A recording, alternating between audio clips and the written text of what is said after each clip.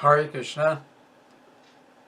We will now continue with our reading from the Nectar of Devotion, Chapter 18, entitled Character of One in Ecstatic Love. The Nectar of Devotion was written by His Divine Grace, A.C. Bhaktivedanta Swami Prabhupada. It was published by the Bhaktivedanta Book Trust.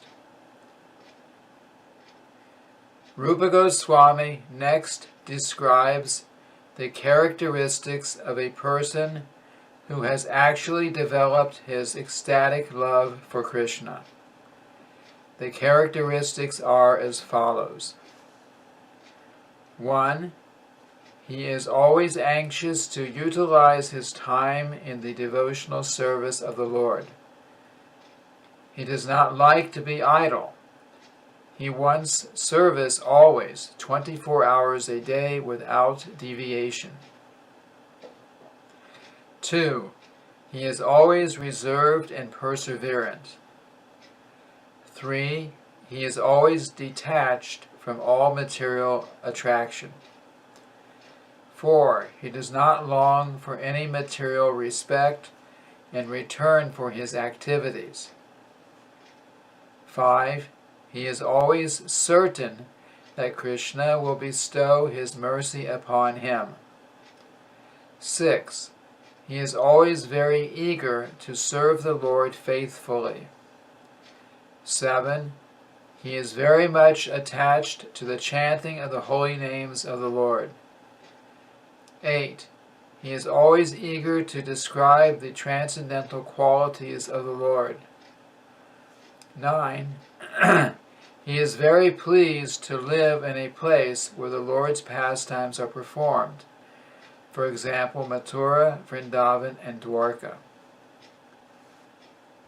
First section, Utilization of Time.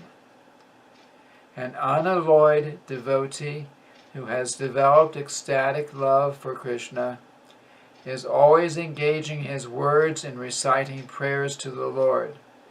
Within the mind, he is always thinking of Krishna, and with his body, he either offers obeisances by bowing down before the deity or engages in some other service.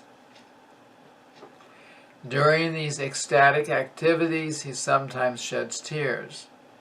In this way, his whole life is engaged in the service of the Lord with not a moment wasted on any other engagement.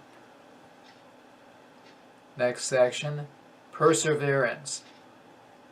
When a person is undisturbed even in the presence of various causes of disturbance, he is called reserved and perseverant.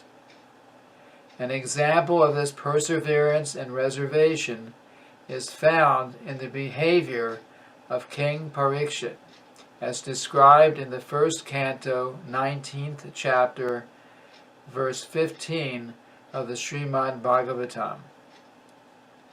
The king says there to all the sages present before him at the time of his death, quote, "My dear Brahmanas, you should always accept me as your surrendered servant. I have come to the bank of the Ganges just to devote my heart and soul unto the lotus feet of Lord Krishna. So please bless me that Mother Ganges may also be pleased with me. Let the curse of the Brahmana's son fall upon me. I do not mind. I only request that at the last moment of my life, all of you will kindly chant the holy name of Vishnu so that I may realize his transcendental qualities." End quote. This example of Maharaj Parikshit's behavior, his remaining patient even at the point of his life, even at the last point of his life, his undisturbed condition of mind is an example of reservation.